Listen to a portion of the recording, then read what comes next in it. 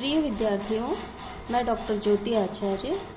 आज हम नेक्स्ट जो पॉइंट है हमारा उद्यमिता के वर्गीकरण का, उद्यमिता के स्थान के आधार पर उद्यमिता कितने प्रकार की होती है वो पढ़ेंगे। इससे पहले हम पढ़ चुके हैं भौगोलिक आधार पर उद्यमिता कितने प्रकार की होती है, और भौगोलिक आधार पर उद्यमिता के अलावा स्वामित्व के आधार पर उद्यमिता कितने प्रकार की होती है, आकार के आधार पर कितने प्रकार की होती है, दृष्टिकोण के आधार पर उद्यमिता कितने प्रकार की होती है, प्रकृति के आधार पर उद्यमिता कितने प्रकार की होती है तथा स्वामित्व के आधार पर उद्यमिता कितने प्रकार की होती है, और व्यावसायिक क्रिया के आधार पर उद्यमिता कितने प्रकार की होती है। नेक्स्ट हमारा अभी जो नया टॉपिक है वो हम पढ़ रहे हैं। उद्यमिता के आधार पर उद्यमिता दो प्रकार की होती है, ग्रामीण उद्यमिता व शहरी उद्यमिता। ग्रामीण उद्यमिता से क्या आशय है? ग्रामीण क्षेत्रों में जो उद्यमिता का विकास किया जाता है उसे ग्रामीण उद्यमिता के नाम से जाना जाता है, और शहरी उद्यमिता में शहरी क्षेत्रों में जो उद्यमिता का विकास किया जाता है उसे शहरी उद्यमिता के नाम से जाना जाता है। ग्रामीण उद्यमिता में जो है गांवों में नए उपक्रमों की स्थापना की जाती है, इसीलिए इसे ग्रामीण उद्यमिता कहा जाता है। अब ग्रामीण उद्यमिता में जरूरी नहीं है कि जो उद्यमिता करने वाला या जो उद्यमी है वो उद्यमी गांव में ही रहने वाला हो, बाहर से आकर भी गांव में संयंत्र की स्थापना कर सकता है। तो बाहर से आकर गांवों में जो संयंत्रों की स्थापना की जाती है ऐसी उद्यमिता ग्रामीण उद्यमिता कही जाती है। शहरी उद्यमिता, शहरी क्षेत्रों में जिस उद्योगों का विकास किया जाता है, उद्यमिता का विकास होता है, उसे शहरी उद्यमिता के नाम से जाना जाता है। और शहरी उद्यमिता में प्रायः पूंजी प्रधान उद्यमिता होती है। इसमें पूंजी की अधिक आवश्यकता होती है, अधिक पूंजी के उपयोग तथा अधिक जोखिम उठाने की क्षमता जिसमें होती है, वही उद्यमी जो है शहरी उद्यमिता के विकास में योगदान दे सकता है। नेक्स्ट पॉइंट आता है भौगोलिक या संकेंद्रण के आधार पर उद्यमिता। ये हमने नहीं पढ़ा है, सॉरी, मैंने आपको कहा कि लास्ट लेक्चर में हम पढ़ चुके हैं, लेकिन ये पॉइंट हमारा रह गया था, छूट गया था, तो इसके बारे में मैं आपको बता दूं। भौगोलिक उद्यमिता में पहला आ जाता है केंद्रीकृत उद्यमिता और दूसरा आ जाता है विकेंद्रीकृत उद्यमिता। केंद्रीकृत उद्यमिता में किसी भी विशेष भौगोलिक क्षेत्र या प्रदेश की ओर कोई भी विशेष क्षेत्र या प्रदेश की ओर अधिक आकर्षित होने की प्रवृत्ति पाई जाती है। ऐसी उद्यमिता को केंद्रीय उद्यमिता कही जाती है, और इस विशेष भौगोलिक क्षेत्र का तो अधिक विकास होने लगता है, लेकिन ऐसी जो उद्यमिता होती है ऐसी उद्यमिता में असंतुलित विकास की संभावनाएं बढ़ जाती है, क्योंकि इस एक विशेष प्रकार के क्षेत्र में लोगों की रुचि बढ़ने लग जाती है और उसमें उद्यमिता का विकास होने लगता है, तो दूसरा जो क्षेत्र होता है वो अछूता रह जाता है, उस क्षेत्र में विकास की संभावनाएं कम हो जाती है। तो ऐसी स्थिति में असंतुलन हो जाता है। असंतुलन क्यों होता है? एक क्षेत्र का विकास हो जाता है और दूसरे के क्षेत्र का विकास नहीं हो पाता है। दूसरा पॉइंट आता है विकेंद्रीकृत उद्यमिता। विकेंद्रीकृत उद्यमिता में जो सभी भौगोलिक क्षेत्रों की ओर आकर्षित होने की प्रवृत्ति पाई जाती है, किसकी? उद्यमिता की। तो ऐसी उद्यमिता को विकेंद्रित उद्यमिता के नाम से जाना जाता है। ऐसी प्रवृत्ति के कारण देश का संतुलित आर्थिक विकास होता है और प्रदेशों में हर जगह पर रोजगार के अवसर उपलब्ध होते हैं तथा पूंजी के केंद्रीयकरण की संभावना नहीं रहती है। तो ये इसको क्या कहा जाता है? विकेंद्रीकृत उद्यमिता के नाम से जाना जाता है। नेक्स्ट पॉइंट है उद्यमियों की संख्या के आधार पर उद्यमिता। संख्या के आधार पर पता चलता है कितने भागों में बांटा जा सकता है: एकाकी उद्यमिता, समूह उद्यमिता तथा निगमित उद्यमिता। एकाकी उद्यमिता किसे कहते हैं? जैसे कोई अकेला व्यक्ति किसी उद्यमिता को अपनाता है तो उसे एकाकी उद्यमिता के नाम से जाना जाता है, और अकेला ही व्यक्ति जिम्मेदारी उठाता है किसी भी उपक्रम के संचालन की या फिर निर्माण की और जोखिम का भार भी वह अकेला ही करता है। यदि उद्यमिता में सफल हो जाए तो भी वो उसे वहन करता है, और अगर वो सफल ना हो तो भी वो जोखिम उसे ही उठाना पड़ता है, अकेले व्यक्ति को ही उठाना पड़ता है। दूसरा आता है समूह उद्यमिता। समूह उद्यमिता में 2 या अधिक व्यक्तियों का समूह मिलकर उद्यमिता को अपनाता है तो उसे समूह उद्यमिता कहते हैं। ऐसी उद्यमिता में मध्य स्तरीय या विशाल उपक्रमों की स्थापना की प्रवृत्ति देखी जाती है, क्योंकि विशाल उपक्रम स्थापित करने के लिए समूह में अधिक प्रयास किए जाते हैं, और ऐसी उद्यमिता समूह उद्यमिता के नाम से जानी जाती है। नेक्स्ट है संस्थागत या निगमित उद्यमिता। संस्थागत या निगमीय उद्यमिता किसी विद्यमान संस्था में जन्म लेती है। जो अभी विद्यमान है संस्था, उस संस्था के कोई भी प्रबंधक या कर्मचारी जो हैं वो उद्यमिता की तीव्र भावना जिनमें होती है और उसी में नव प्रवर्तन करना चाहते हैं। जो विद्यमान संस्था है या अभी जो काम चल रहा है जिस उद्यम में, उसी में नव प्रवर्तन करना चाहते हैं और उसमें रहकर कोई नवाचार करते हैं। ऐसी उद्यमिता की जिम्मेदारी भी वे स्वयं उठाते हैं। उसको क्या कहते हैं? निगमीय उद्यमिता कहते हैं। ये हमारा उद्यमिता के वर्गीकरण का पूरा हमने पढ़ लिया है, पूरा टॉपिक हो गया है। इसमें हमने एक के बाद एक सारे टॉपिक कवर कर लिए हैं। जैसे सबसे पहले हमने पढ़ा था कि व्यावसायिक क्रिया के आधार पर उद्यमिता कितने प्रकार की होती है। दूसरा पढ़ा था स्वामित्व के आधार पर उद्यमिता, फिर प्रकृति के आधार पर उद्यमिता, उसके बाद में दृष्टिकोण के आधार पर उद्यमिता, उसके बाद में आकार के आधार पर उद्यमिता कितने प्रकार की होती है, फिर भौगोलिक आधार पर उद्यमिता कितने प्रकार की होती है, उद्यमिता के स्थान के आधार पर उद्यमिता, और लास्ट में हमने पढ़ा था उद्यमियों की संख्या के आधार पर उद्यमिता कितने प्रकार की होती है। अब हम थोड़ा सा, वैसे तो आपको इतनी स्टडी की है, पता ही चल गया होगा कि उद्यमिता क्या है, इसके महत्व क्या है। तो महत्व को हम सिस्टमेटिक तरीके से अभी पढ़ते हैं। उद्यमिता के महत्व को थोड़ा सा फटाफट हम पढ़ लेंगे, क्योंकि जब इतना पढ़ा है तो आपको थोड़ा महत्व समझ में आ ही गया होगा। तो फिर भी हम पढ़ने के हिसाब से उसको जो पॉइंट वाइज जो है उसको हम अभी डिस्कस करते हैं। तो अगला पॉइंट हम लेते हैं उद्यमिता का महत्व।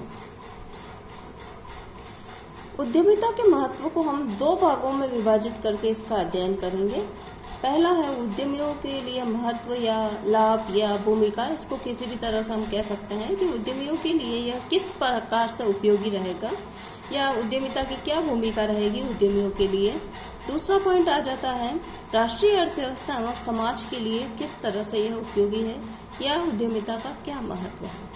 तो एक के बाद हम एक एक पॉइंट ले लेते हैं। फर्स्ट पॉइंट आता है उद्यमियों के लिए महत्व में कि किस प्रकार से यह उद्यमियों के लिए उपयोगी होगी उद्यमिता। फर्स्ट पॉइंट है स्वतंत्रता को प्रोत्साहन, एनकरेजेस इंडिपेंडेंस। उद्यमिता जो है लोगों को स्वतंत्रता प्रदान करती है। जो लोग उद्यमिता को अपनाते हैं वो रोजगार के लिए दूसरों के नियंत्रण के अधीन कार्य नहीं करते हैं, जबकि स्वेच्छा से, अपनी इच्छा से जिस प्रकार वे काम करना चाहते हैं वे काम करते हैं। तो उद्यमिता में मेन पॉइंट जो है, सबसे बड़ा महत्व क्या है, व्यक्ति अपनी स्वतंत्रता से काम कर सकता है। दूसरा पॉइंट आता है स्वावलंबन को प्रोत्साहन, एनकरेजेस सेल्फ रिलायंस।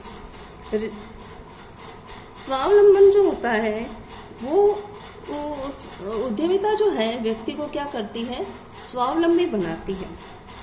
छोटे छोटे उद्योगों के विकास से गांव आत्मनिर्भर हो जाते हैं और इस आत्मनिर्भरता से व्यक्ति किसी पर डिपेंड नहीं रहता है।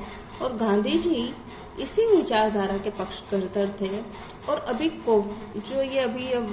क्रूशियल टाइम चल रहा है, कोविड-19 वाला, जो कोरोना का जो महामारी फैल रही है, वैश्विक महामारी, इस दौर में आत्मनिर्भर बनने पर विशेष जोर दिया जा रहा है। तो ऐसी स्थिति में जो है उद्यमिता का, या मैं कह दूं कि ग्रामीण उद्यमिता का महत्व या कृषि उद्यमिता का महत्व बहुत अधिक बढ़ गया है। नेक्स्ट है महिला उद्यमियों का विकास। जो उद्यमिता के क्षेत्र में महिलाएं जो कि क्रिएटिविटी में विशेष रुचि रखती है, रचनात्मक कार्यों में विशेष रुचि रखती हैं, ऐसे महिलाओं के लिए उद्यमिता एक बहुत ही महत्वपूर्ण भूमिका निभा सकती है। इन्हें जो है उद्यमिता के क्षेत्र में महिलाएं अपना भाग्य आजमा सकती हैं और विशेष रूप से आगे बढ़ सकती हैं। नेक्स्ट है भाग्य निर्माण का अवसर। जिस व्यक्ति में जोखिम लेने की क्षमता अधिक होती है या जो उद्यमिता को अपनाता है, वो अपने जो है भाग्य का निर्माण कर सकता है। अगर वो सफल हो जाता है, पूरी डेडिकेशन से काम करता है, तो उसका जो है भाग्य बदल जाता है। ऐसा कहावत भी है कि उद्योग या व्यवसाय में लक्ष्मी का निवास होता है। तो जोखिम उठाने का साहस करके उद्यमी अपना भाग्य स्वयं निर्माण कर सकते हैं।